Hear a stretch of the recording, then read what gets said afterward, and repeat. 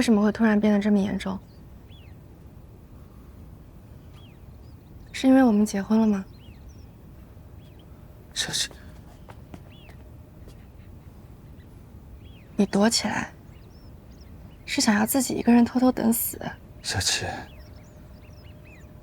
允许我死这一回吧。可是我现在已经是你的妻子了，我们不应该共同面对这一切吗？如果你所说的共同面对，是让我眼睁睁看你死在我面前，我做不到。那我就能接受你死。小七，啊！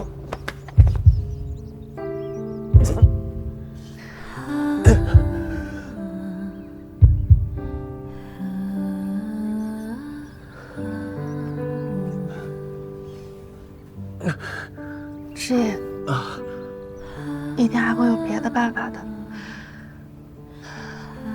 我们在一起想想办法，好不好？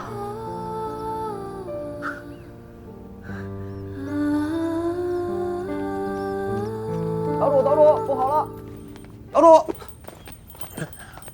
岛主，你这怎么了？大伯，什么事儿？稻田里的豆子倒了一大片，你和小七昨天给我们的话，一夜之间全干了。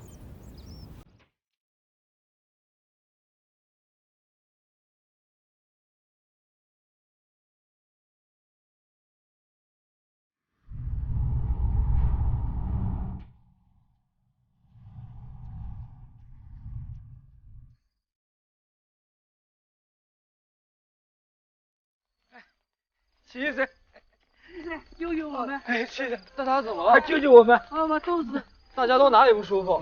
我也说不上，我浑身上下不得劲儿啊！要不先跟我进屋看看吧？来。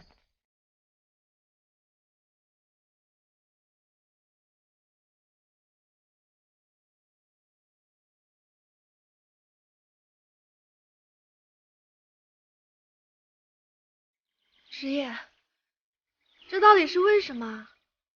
豆子怎么这个时候就倒了呢？这也许只是刚刚开始。阿曼婆曾经说过，若是违背承诺，必将遭受惩罚。只是这惩罚难道不是我们当中有一人会死吗？违背契约之人，原本不死不伤的性命会失去，但不仅仅是这样。族长也告诉过我，惩罚是我们不能承受之重。等等，你刚说的是谁？阿曼婆，当年为我施术的一个老人。是曼婆婆，她才是解谜的关键，我们必须要找到她。走。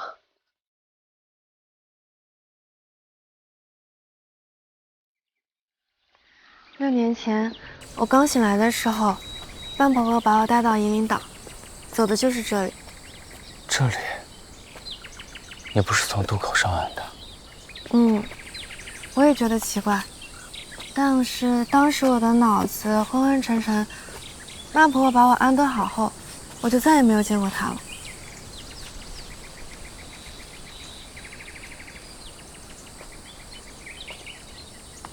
之后我也有来过，但是出口只有一座山，什么都没有。若不是你提到阿曼婆，你们终究还是走到了这里。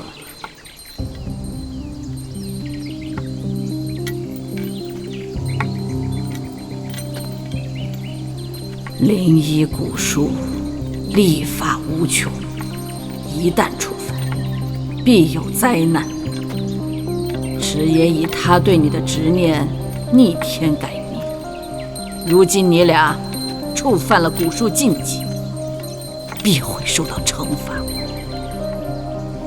如果解除契约呢？解除契约有没有办法可以让一切回到从前？契约一旦违背，只能接受惩罚，而真正的惩罚是投予父母。